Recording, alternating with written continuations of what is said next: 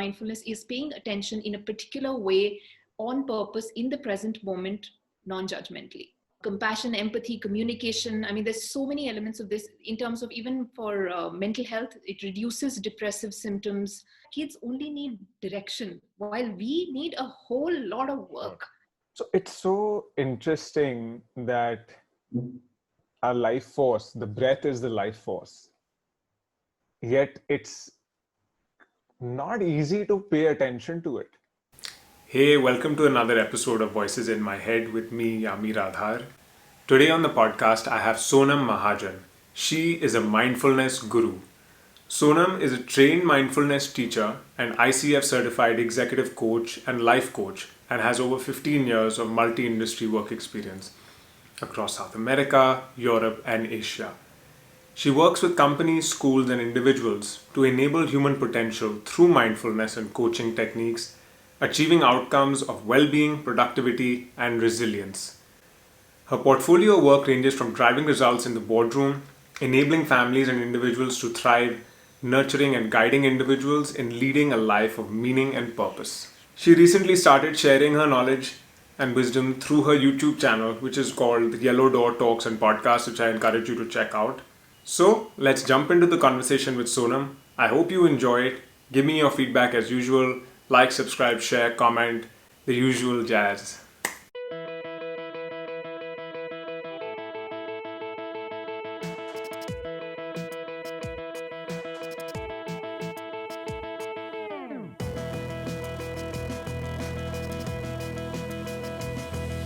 Hi, Yameer, can you hear me? Hi, how are you? Oh, very well. I can hear you well. Don't worry about the headphone this time. Don't worry. I can hear you loud and clear. You're looking great. So are you.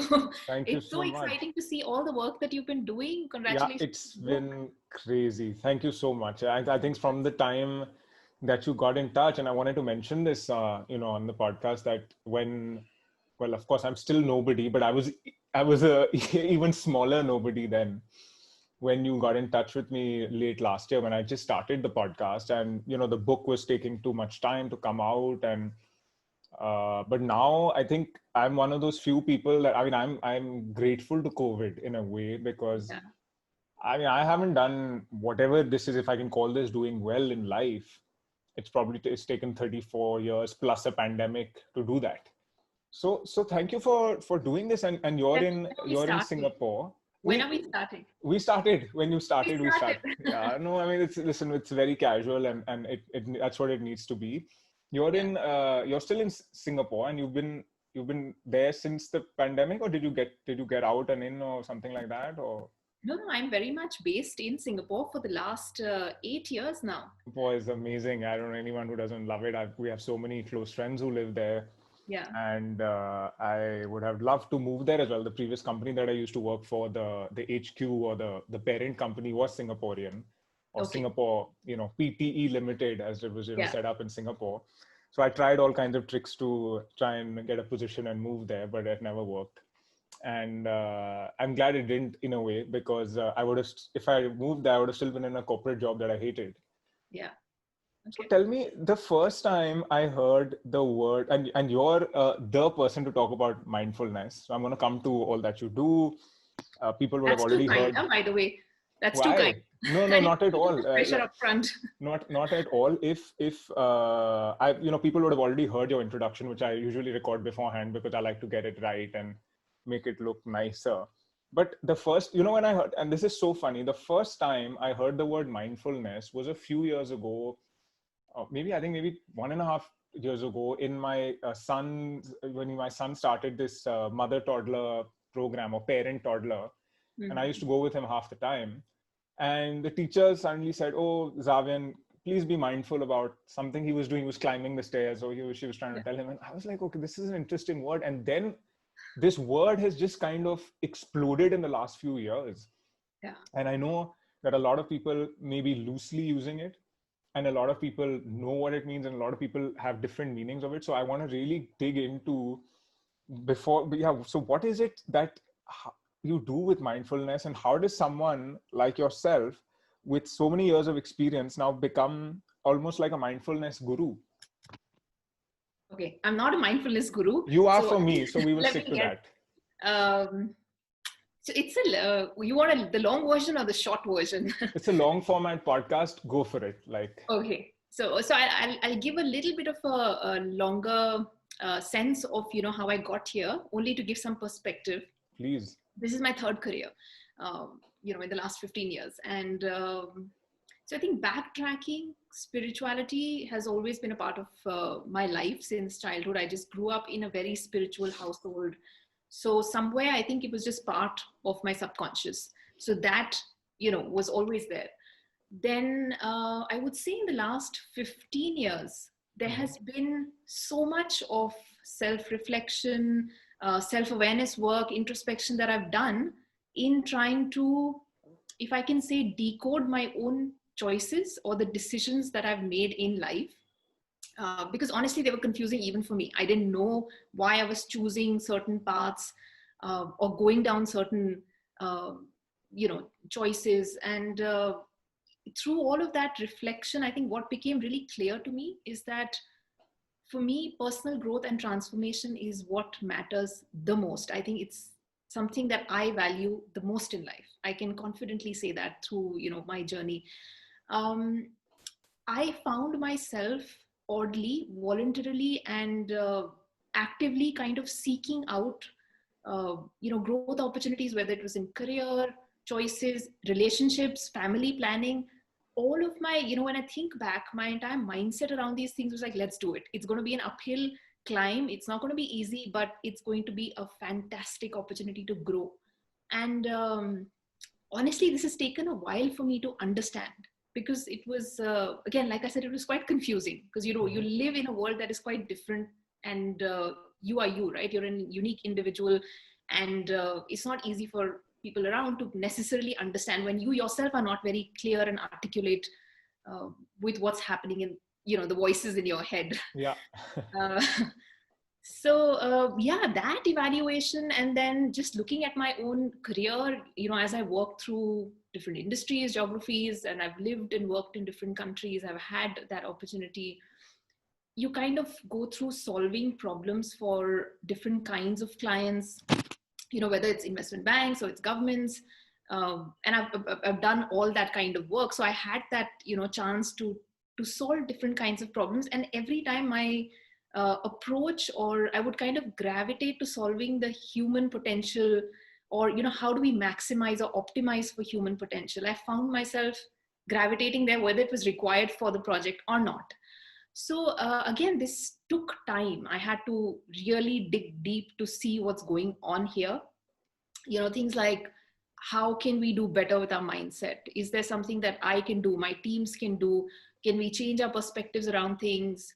Can we get, enhance our psychological skills, work through emotional regulations, not just for me, but for the client, their team? So, and that was not my job. So there was clearly something going on there, and kind of making sense of all of that, and finally being able to put it into words, articulating it.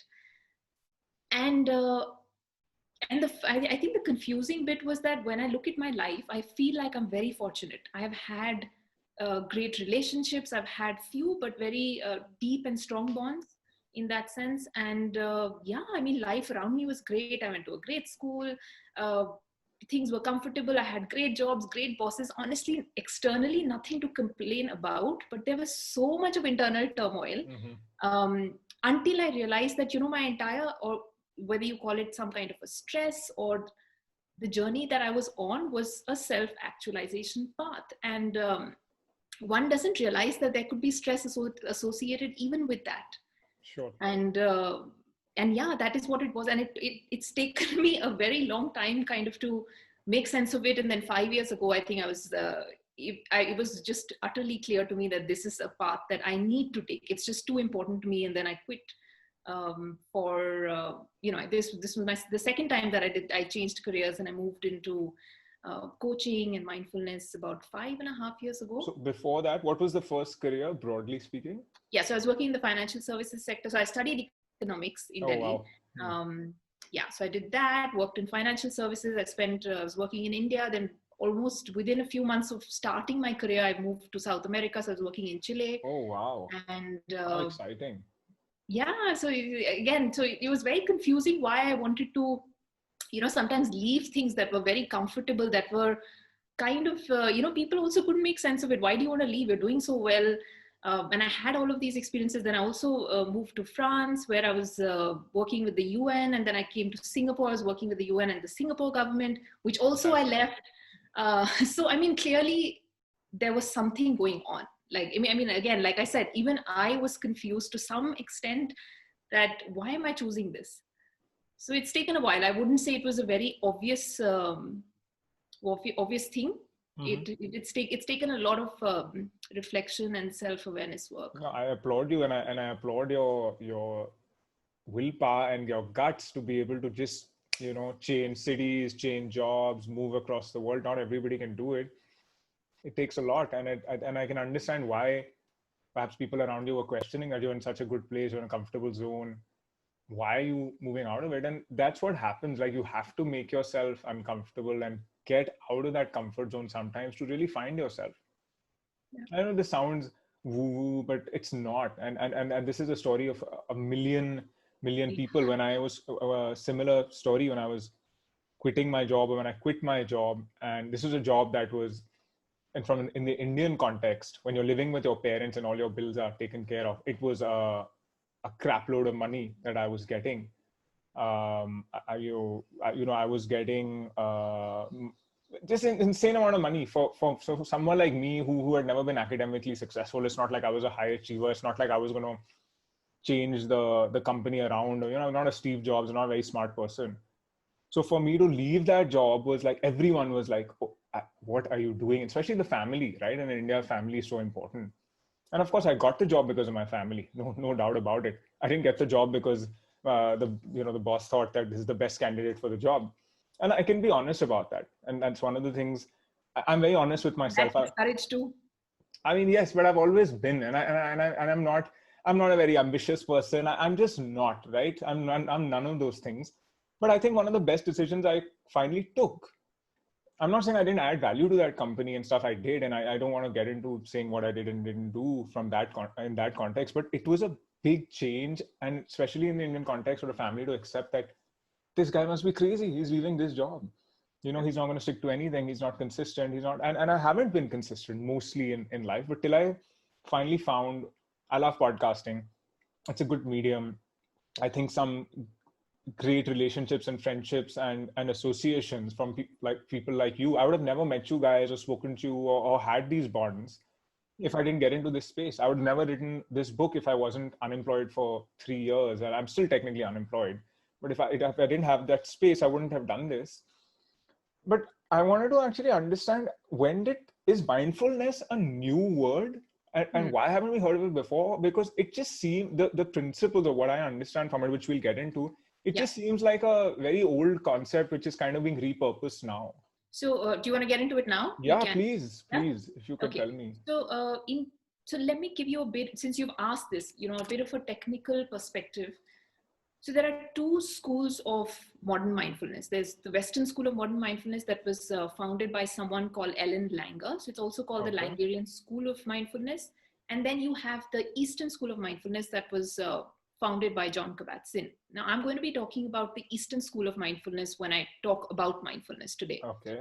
Now, the most commonly used definition for mindfulness, and you must have come across so many definitions, is the one by Jon Kabat-Zinn himself. He says that mindfulness is paying attention in a particular way, on purpose, in the present moment, non-judgmentally. Aren't we doing that right now? Sorry to interrupt. Aren't you and me being mindful about, because I'm fully engrossed in what you have to say at the moment. Yeah, so absolutely. So as long as I think you're doing it, you're paying attention, which you are, you're doing it consciously, you're here by your own right and you want to do this, and you're doing it without any judgment, as in you're not, I'm hoping you're doing it without any judgment and you're not evaluating me as I speak. And if you're not doing that, then, you're doing it non-judgmentally and you're in the present moment. So I would say these are the few key elements that come through from the definition. Then, I like this definition. It kind of makes a lot of sense that it's an easy definition to understand and to immediately recognize when you're doing it. Yeah, absolutely. I think the other thing that causes confusion is that mindfulness sometimes is referred to as the practices that you do. So people are referring to it as the tool, as the technique. Now, these are the actual mindfulness practices that you sit and you do.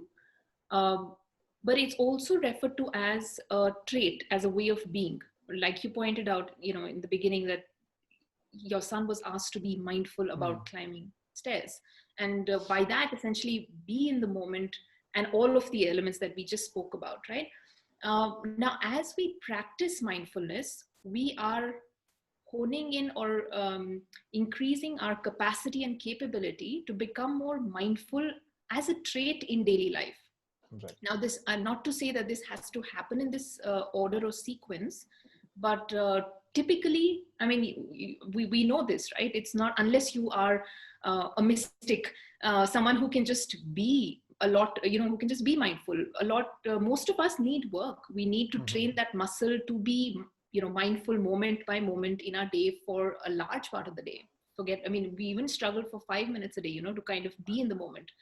I was going to say even much more. And now with all the distractions, the phone constantly buzzing, the background noises, other people talk. I mean, it's just become so difficult, maybe 10x so in the pandemic, because everyone is a lot of people have been working from home.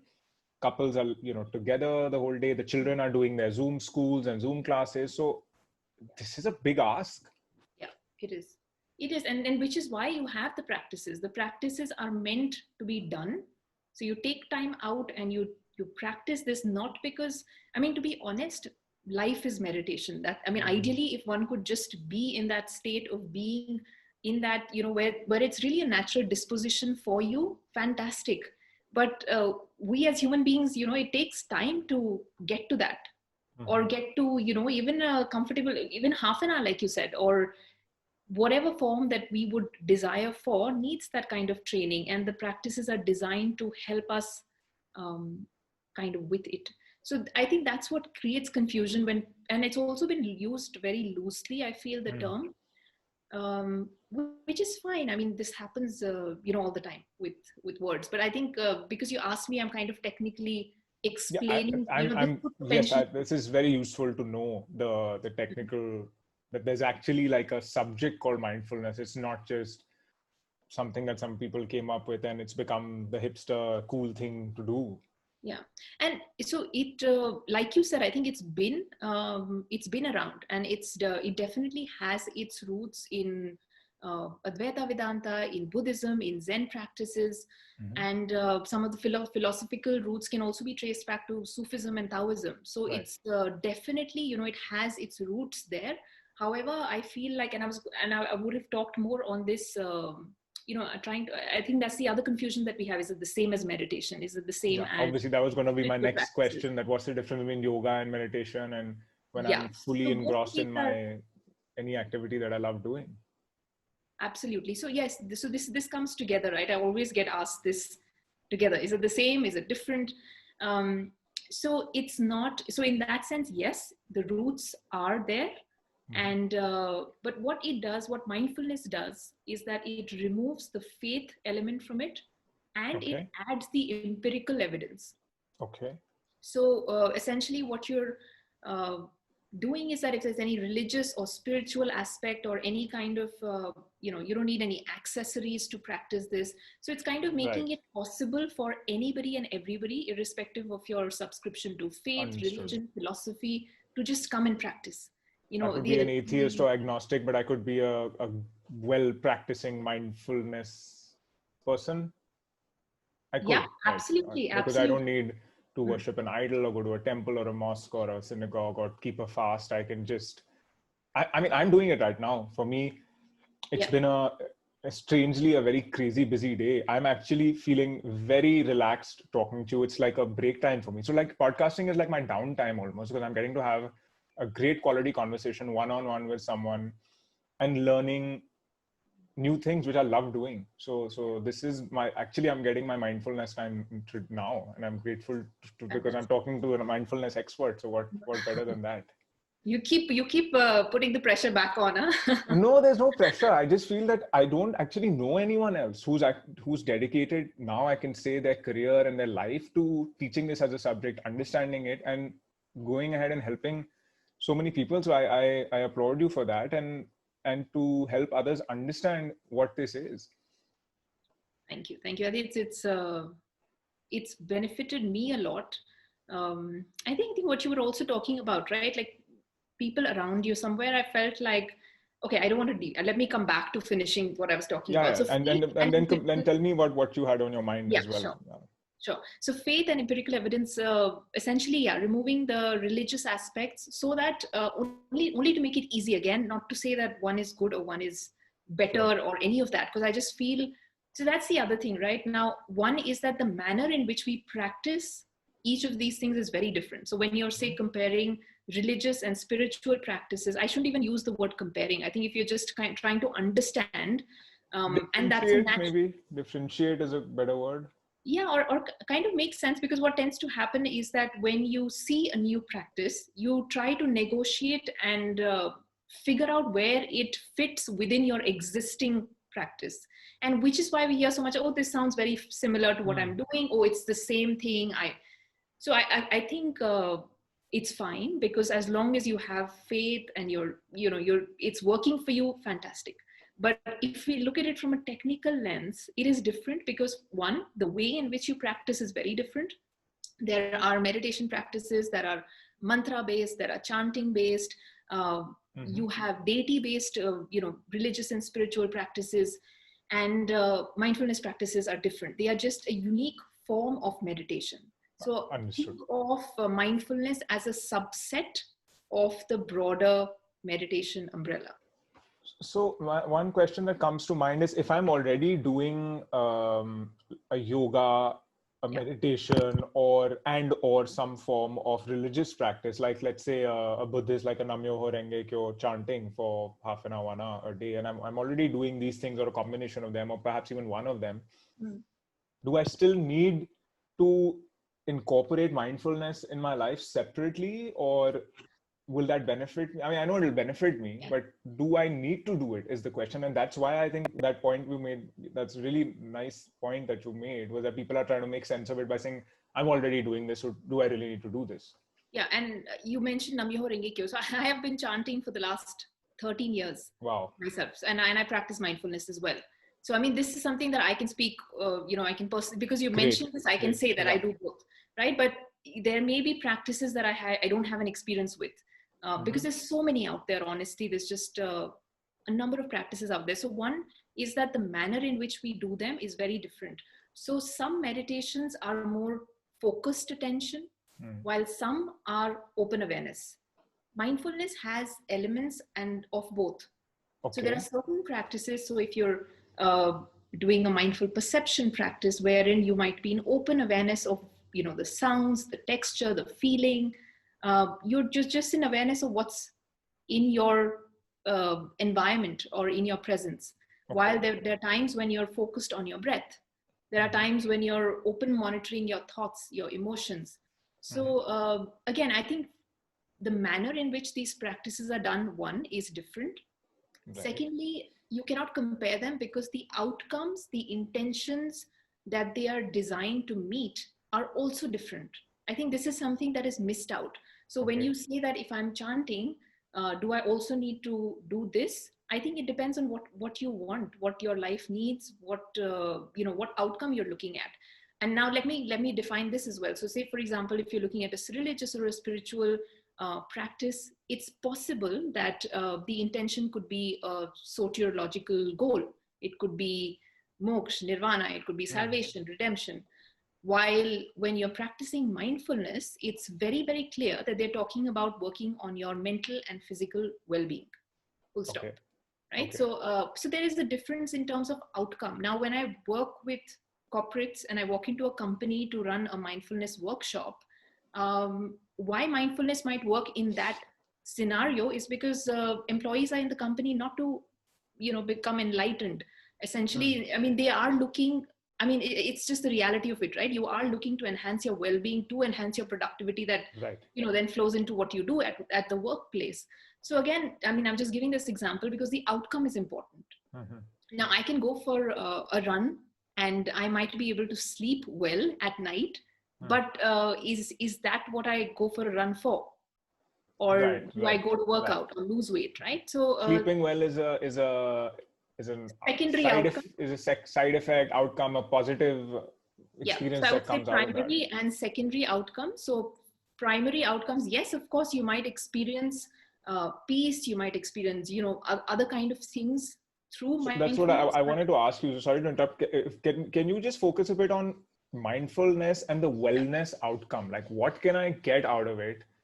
And let's talk about the best case scenario. Like, if I do a regular mindfulness practice, what are the things that I can start getting out of it? Benefits, right? Yeah. Okay. So I'm going to come to that. Just give me a moment. Okay. Okay. Sure. So in terms of the comparison, so one was the intention, and then the second is even in terms of your attitude.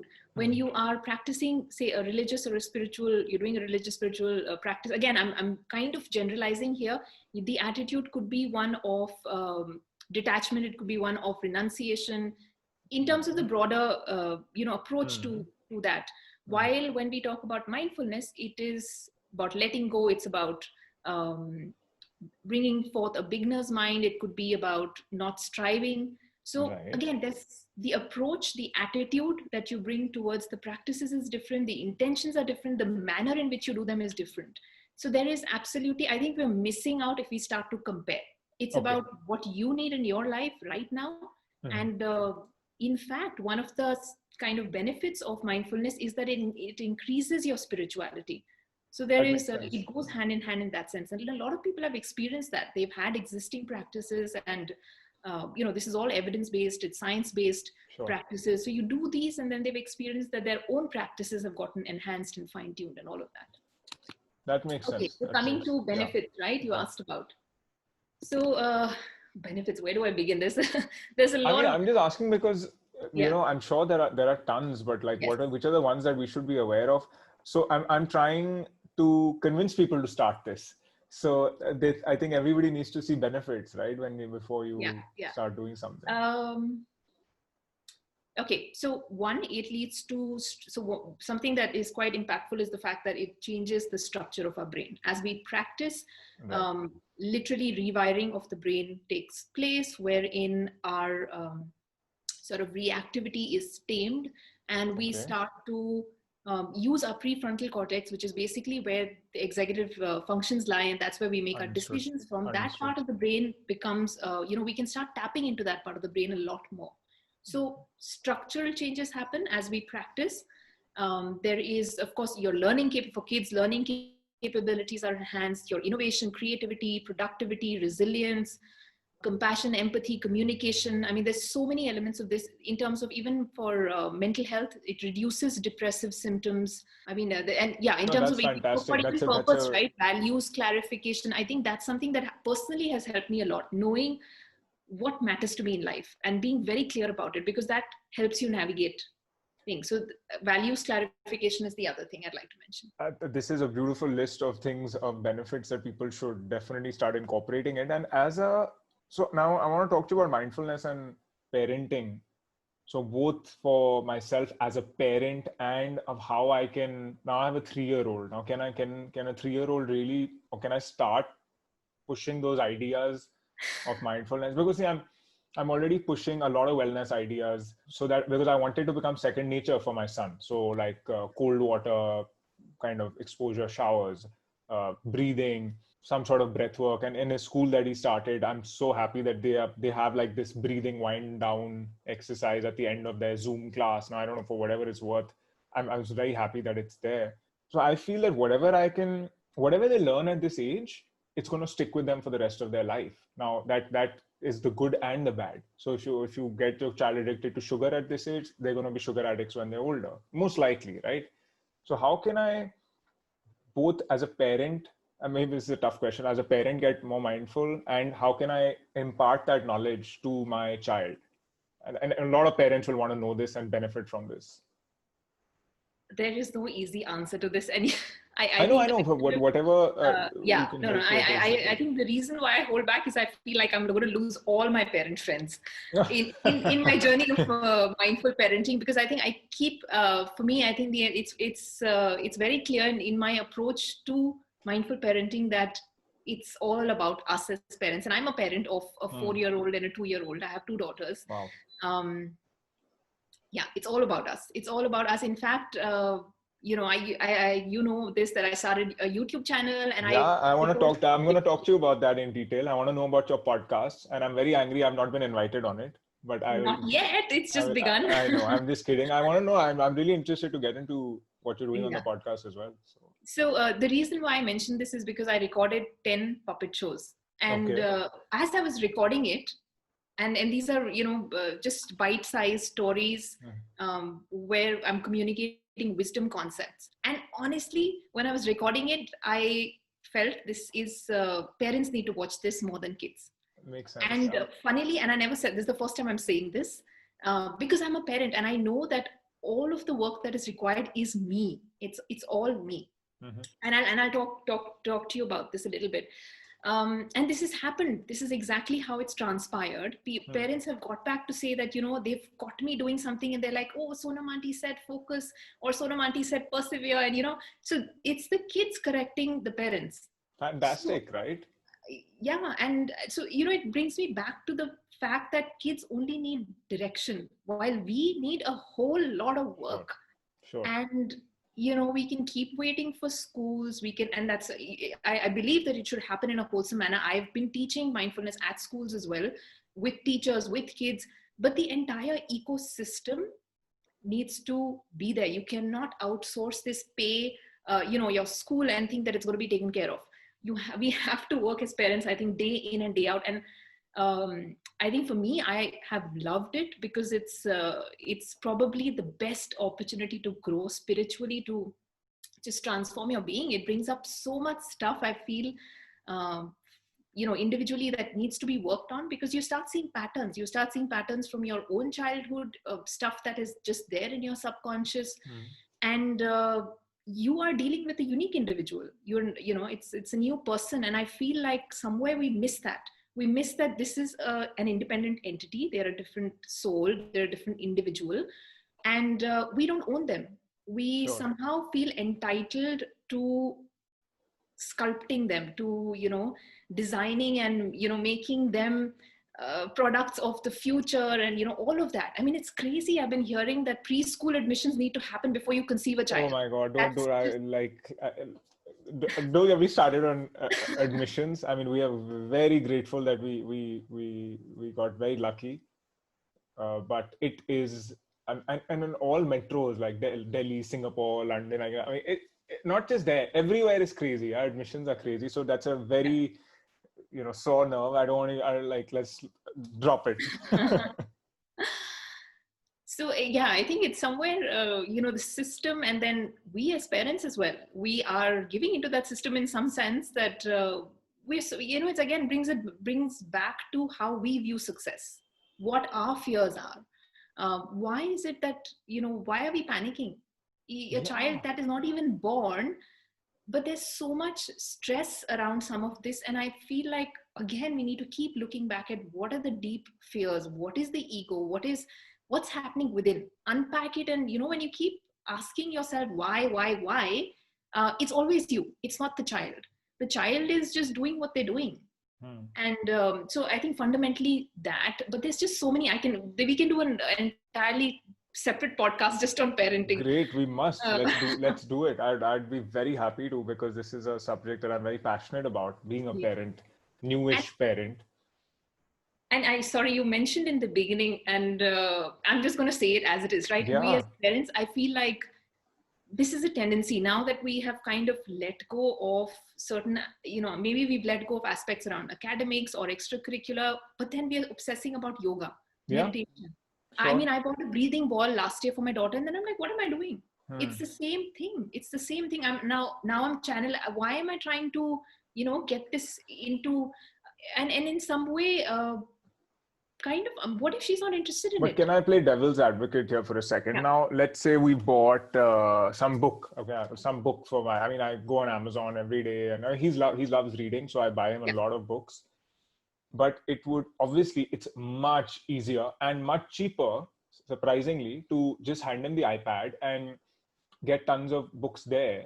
Yes. But I am trying to consciously keep that, like, just delay. I want to delay digital devices. And of course, I've got stuck because we've got Zoom classes, and also my wife was like, hey, what are you going to do now? Yeah. Because we're chalk and cheese, and which is why it works. It's my wish for him to develop in a certain way, like all parents. Now, what I'm saying is, if he's into reading, I am encouraging him to read. I'm reading to him. He's spending a lot of time into books, but I have chosen the traditional way, which is a physical books. And of course, there is an environmental impact, and there's no limit to debating. But the iPad also has a greatly ethical impact. They're being made by slaves are making these devices in China and wherever the hell they are made. So everything it's become what we're also living in a world that everything has become protestable, if that's a word. Like, you can protest everything, this problem, come out on the street, boycott this one, do that. It's just become an insane world. So why? Okay, so you mentioned yoga, and you said I got her a breathing ball. I want him to do yoga because I discovered yoga perhaps in my late 20s or 30s, and those benefits. If I would have got those benefits if I started at 3, I wouldn't have been hospitalized thrice or came close to dying thrice with asthma, because I would have developed my lungs better. I don't know, man. As a parent, you're paranoid. You want the best for your kids. You want them to, obviously every parent, and this has happened generation after generation, wants their kids to not have to go through the crap that they had to go through, and it never works. They still have to go through their crap, but you still try, right? I'm getting him to see a little bit of screen time, which is, there's this Cosmic Kids that he watches, which is this really fantastic lady who does the storytelling and yoga. You must, if you want your daughters to get into yoga, they will love it, I'm sure. But what I do agree with you is that, let's say you're pushing something that they don't like and it's evident. I will not push it beyond a point, because I know how I reacted when my parents tried to push me into something. I shut down, I didn't do it. It just became a horrible experience. Yeah. So that I will not do. So if he didn't like reading, I would not be pushing books down his throat in either form, digital or paperback books or physical hard books, whatever, in any way. I would have tried a little bit, because, you must get, your child must, and now it's like some of our friends today, it's like today Shinamni told me, one of our friends, somebody put on Instagram, daughter's probably 2 or something, was doing French. Now this is Indian origin or Indian speaking. So obviously Hindi and English wouldn't be a problem, but they were teaching their daughter French through some app or something. Oh, we must also look at doing this. I said, listen, how much are we going to do? I said, listen, I'll go on Amazon and I'll order some flashcards of French or whichever language. I would love him. Again, I would love him to know multiple languages, because that's something that I always fantasized about, knowing other languages, but unfortunately I never got down to it. And it's much harder for me now at 35 or 34 to pick up a new language than it is for a 3-year-old. But it's this topic, as you said, this is like a 3-hour podcast on its own. So yeah, and I think what you, and thank you for mentioning this, this is exactly, and it's not just you, or it's me as well. I find myself correcting myself or checking myself when this happens. And exactly what you pointed out, I feel like we need to just become aware that we're doing this. So one is awareness of our tendencies to push certain things or curate their experiences based on what we want to protect them for. So when you talk about this, you can already hear that it's coming from a place of fear. For sure. From a place that and of course, I think it's a very natural instinct. Parenting, a lot of things come from fear, unfortunately. And I hate that. Trust me, I hate that feeling. Yeah, but I mean, if you're conscious of it, you are at least spotting it, right? If you spot it, you are likely to not, like you said, shove it down his throat. You're not going to force him. So I think it's important also, okay, to some extent we are going to curate their environment. The kids, they're not going to go shop for themselves. So you do give them the environment that you give them. But I feel like, again, coming back to attunement, which is basically tuning into your child, looking at or observing what is it that they are gravitating towards, taking to, not taking to, and then being okay with going with that flow, being okay with them not going for XYZ classes while people are going for it. Because then again, and this brings me back to, us and our inherent competitive nature. And we see this playing out in our lives, and then the same thing plays out in the kids' life, and we're kind of getting them to compete at some level, because you're preparing them for their success in some way, right? But again, it's driven by fear. What if the child gets left out? What if they don't do as well? They're not going to, all of that. So one is to tune into the child and trust that process, because I feel like yes, you rightly pointed out, I think the early years are so critical. The first 7 years are very critical. We all know that, research points to it. But I feel like instead of giving them teaching them things which we don't even know whether they're going to be relevant in 10, 15, 20 years from now, the world is so rapidly changing. Enable them with the meta skills, enable them with the how to do stuff. So when you build on their resilience, build on their capacity to do things, because once they can do that, no matter what they have to do, they'll be able to do it. You know what I mean? So yeah, that makes a lot of sense. Yeah. So again, just this takes time. This takes time to kind of get into this mode. But once you do get into this mode, I feel like you can catch yourself a lot more. Identify the fears, identify where it's coming from, a place of ego, and then shift. And it's a constant daily process. Different things show up. Oh my God, yeah, for sure. I mean, the goalpost is ever changing when your kids are concerned.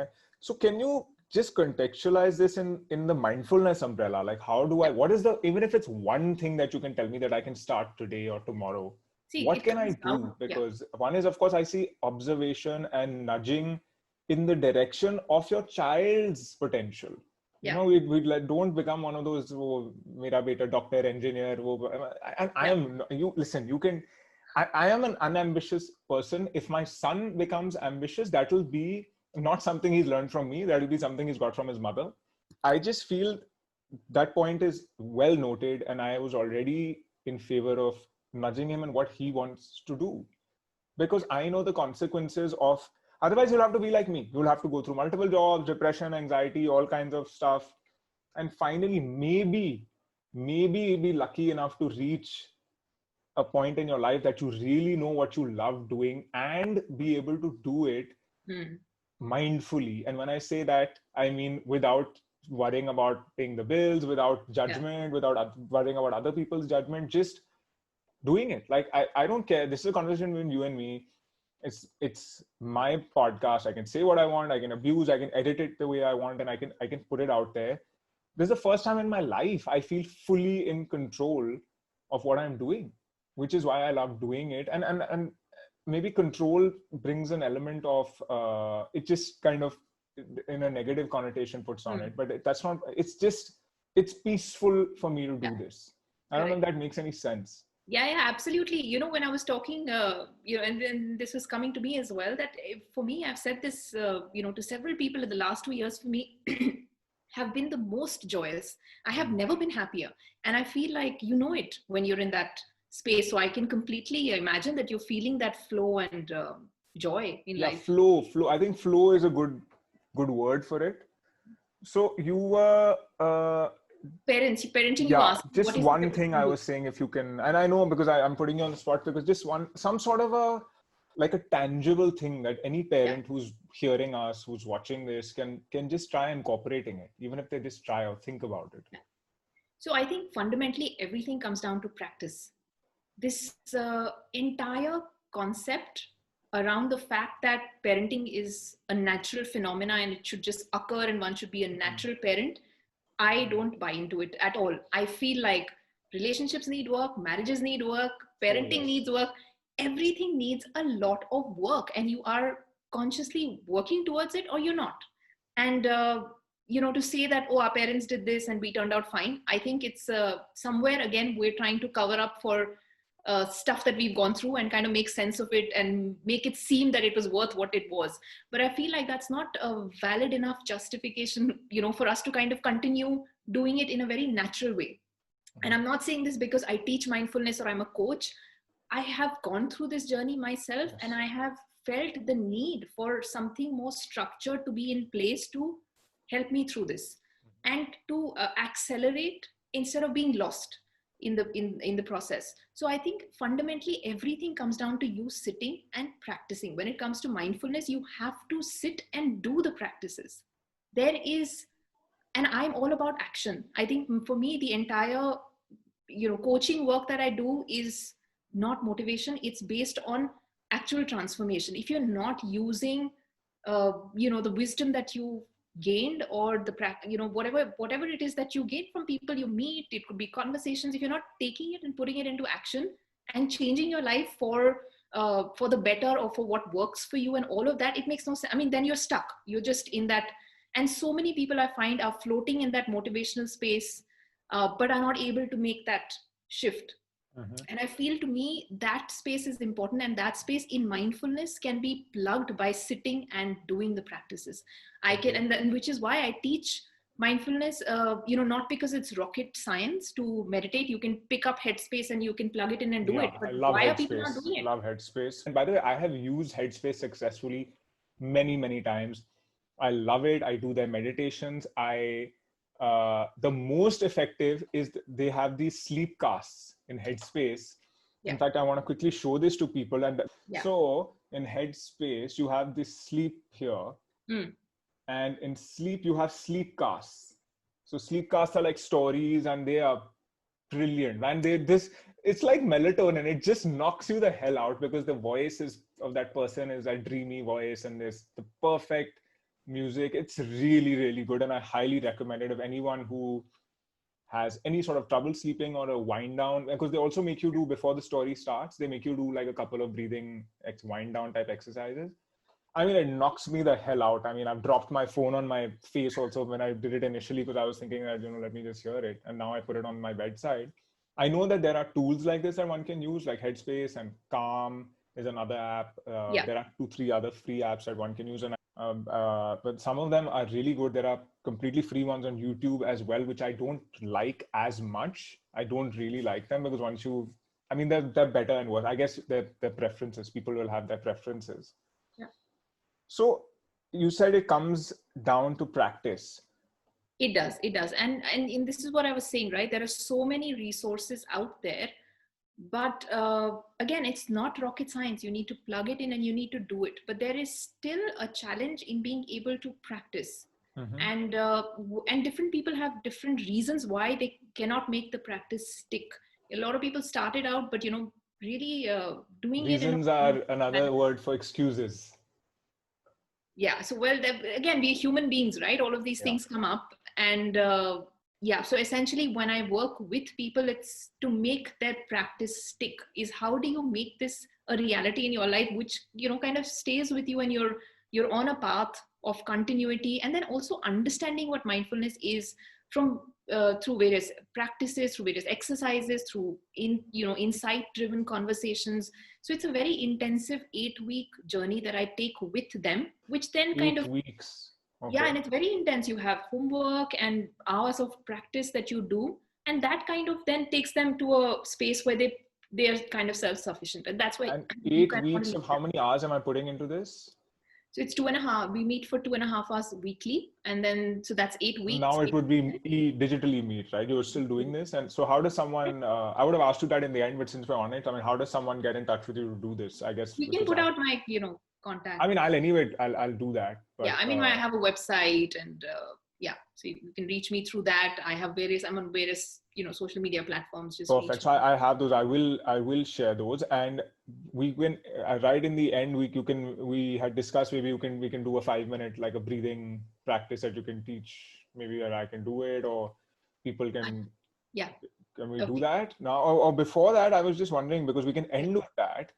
But I really want to keep talking to you. That's my problem with the people that come on my podcast. I don't want to shut it down. Being mindful of time, and I'm coming to use this word.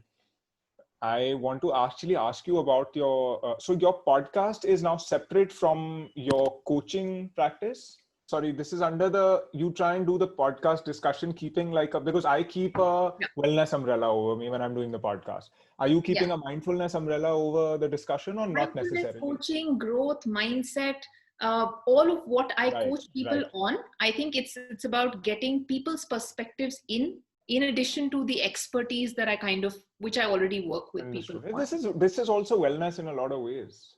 Got it. No, this is great. More power to you and your podcast and your mindfulness practice and the people you're coaching. I think it's brilliant, and I'm really grateful for you to come on the podcast and Thank you. share this journey. And we will continue. And I definitely want to do a part two in which we can talk about so many things. And because I really enjoy the conversation, I think you're so articulate about your subject and everything else and parenting. We should do a one on parenting. You've got two kids, so you're as much of an expert as anybody else is on parenting, on it, parenting for sure. So tell me, should we conclude with a breathing practice that perhaps I can do? You can guide me, and whoever is listening or watching can also maybe try and do it simultaneously. Sure. I wanted to thank you, Yameer, firstly. I want to thank you for all the heartful work that you've been doing in the mental health space, raising a lot of awareness. I've been catching your lives and, everything with your book. I think it's extremely exciting. And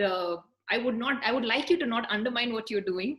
I think it's really, really, really heartful work. So thank you for doing what you Thank do. you so much. I really appreciate it. And you were appreciating my work even before there was any work when you reached out to me. So I'm very grateful. And I think this it's is all about an appreciating the person, right? yeah. But this is an association I'm very glad to have and continue. And you have to come back on the podcast, and we are going to discuss many more things. Look forward. Okay, so I'm going to use Yeah. bell. I'm going to use a bell when we start the practice and when we Okay. end the practice. Mm-hmm. And yes, that's it. As long as you're seated comfortably. Are you on a chair? I'm on a computer, ergonomic computer chair. Okay, great. So if you could just move up a little bit ahead so you're not resting your back Okay. on So the back. straight back. Straight back. And what about arms? Should I, can I rest them on the side of that or on my lap? The palms on your thighs, on your knees, feet on the ground, and back upright, relaxed. Let them fall naturally towards the ground. And when you're ready, you can gently close your eyes. We'll start the practice at the sound of the chime. This is an awareness of breath 5-minute practice that we'll be doing together.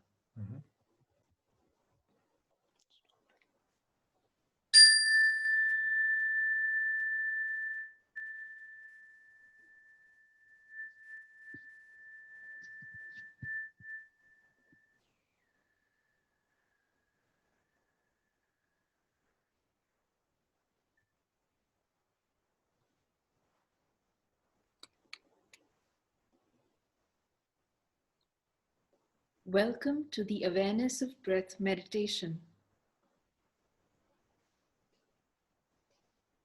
Once you've adopted a comfortable seat with your back upright and relaxed,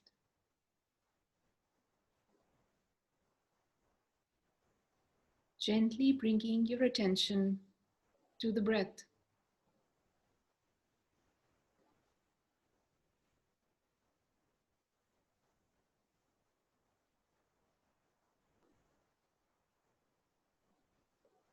This practice will help you learn to simply be with the breath and yourself, to be in a calm, non-judging awareness, allowing thoughts and feelings to come and go without getting caught up in them.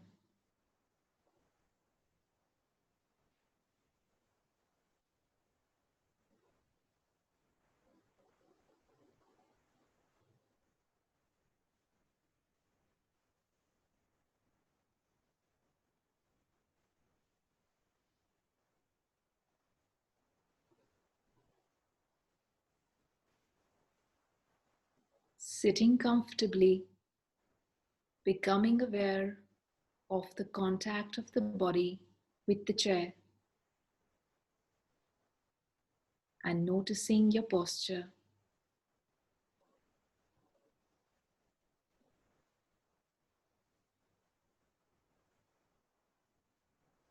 Now gently guiding the attention to the breath. Each inhalation and exhalation.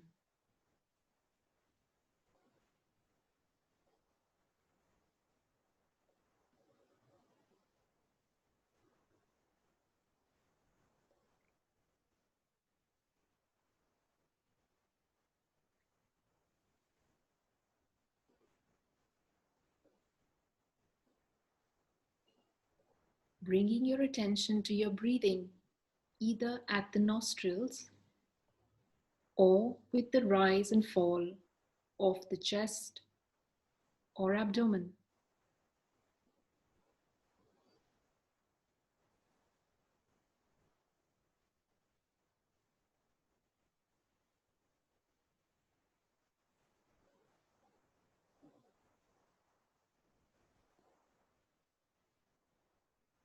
Becoming aware of the breath sensations.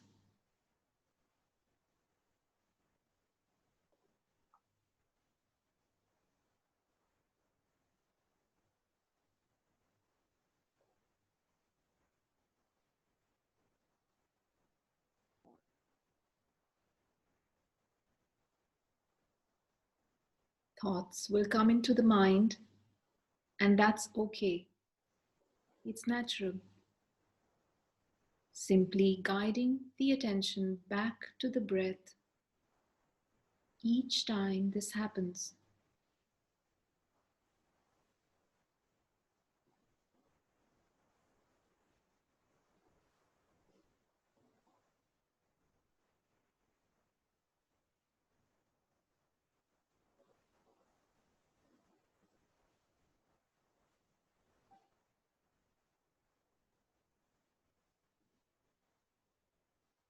When the mind wanders, simply becoming aware that this is the nature of the mind,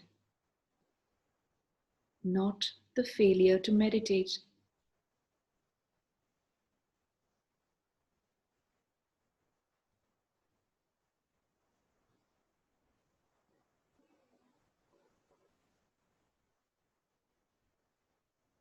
Grounding in the awareness of each in-breath and out-breath.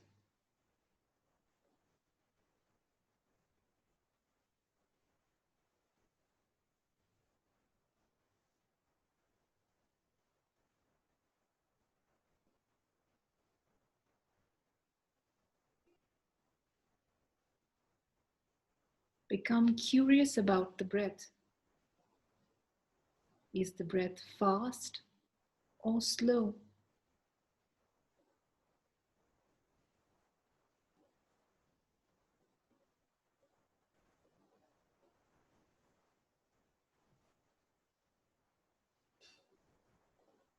Is the breath warm or cold?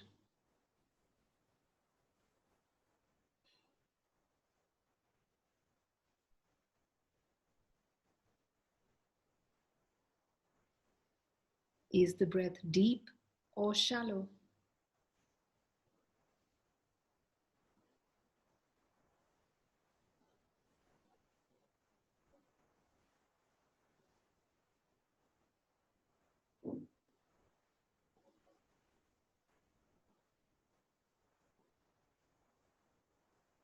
If the mind drifts off, gently guiding the attention back to the breath.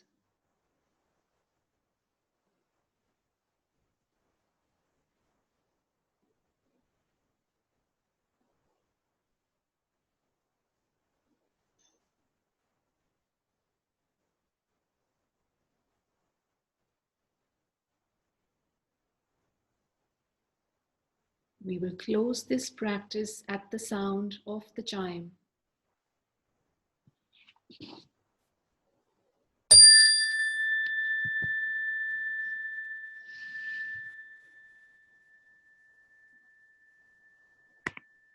Wow. Feeling good. I'm just checking my heart rate was obviously much higher, and now it's much lower, obviously. And wow, so many observations, and I want to take a minute to just enjoy this. I'm actually feeling uh,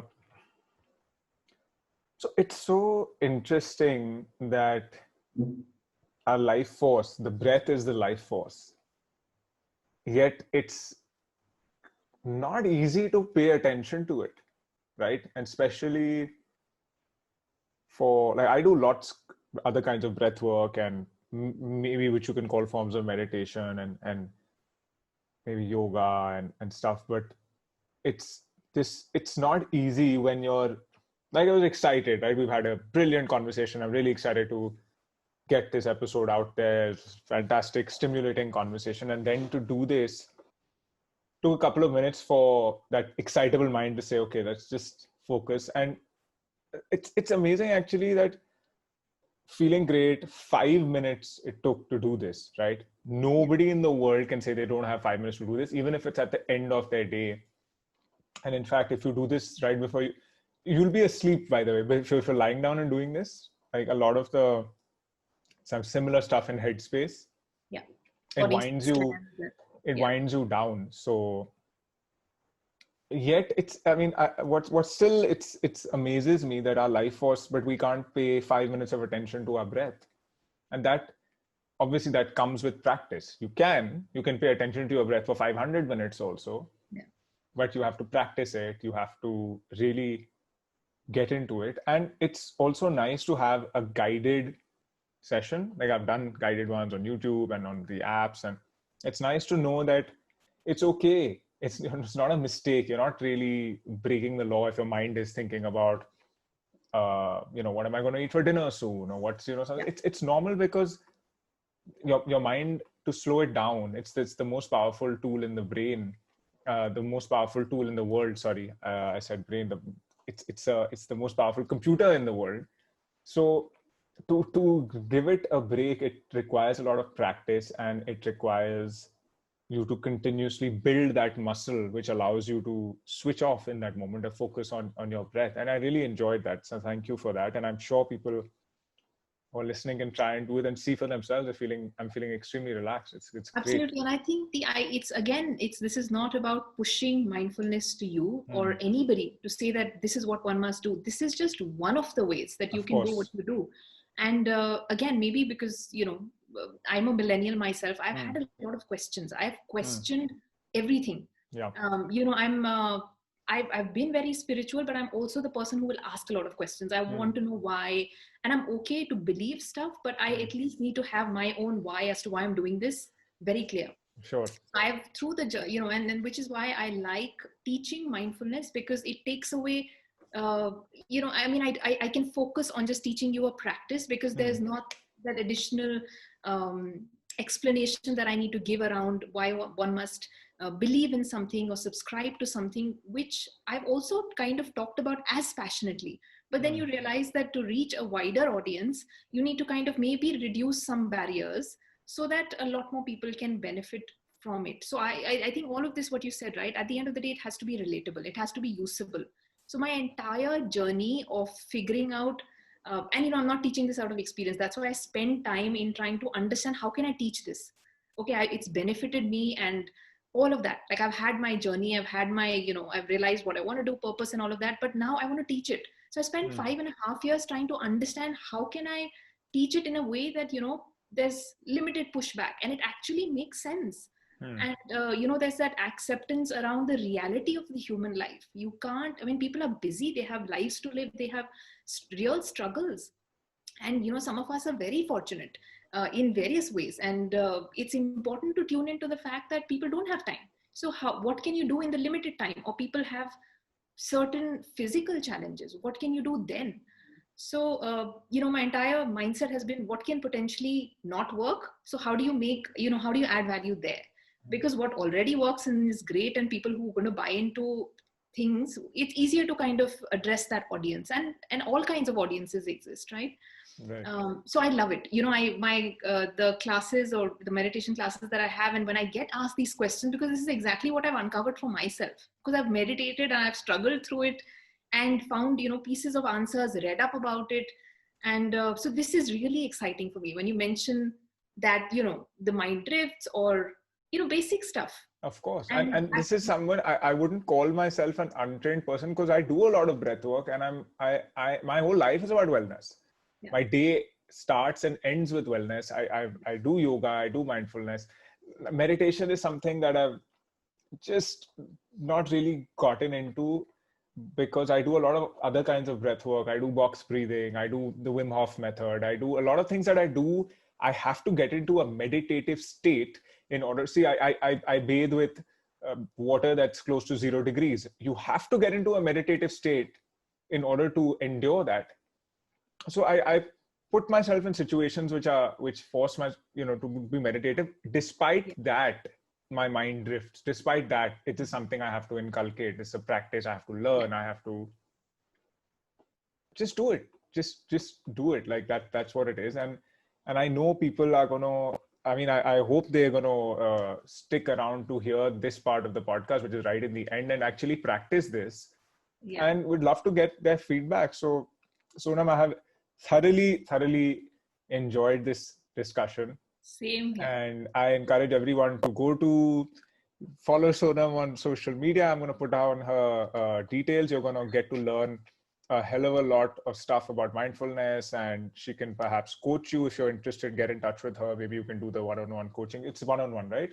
One-on-one, and of course I run workshops that are in groups. Yeah, so brilliant. And if you're lucky to be in Singapore, so you're much closer to Sonam, so you can get in touch with her there. Everything's and maybe online, so actually it doesn't matter. Everything that I do I guess, but I'm sure you are going to be doing physical sessions as well. Yes. And check out the Yellow Door podcast. Sonam, thank you so much. And that's a wrap. Thank you for coming. Thank you for allowing Fantastic. I had a fun chat. That was a really stimulating conversation with Sonam. I hope you all enjoyed it. In particular, I hope you did the 5-minute wind down or mindfulness exercise that I did with Sonam. Please try doing it if you haven't, and we'll see you next time. Voices in My Head is created and hosted by Yameer Adhar. This podcast is for information purposes only. Statements and views expressed on this podcast are not medical advice. We disclaim responsibility for any adverse effects that may arise from any information contained herein. Opinions of guests are their own, and this podcast does not endorse or accept responsibility for statements made by guests. This podcast does not make any representations or warranties about guests' qualifications or credibility. If you think you have a medical problem, consult a licensed physician.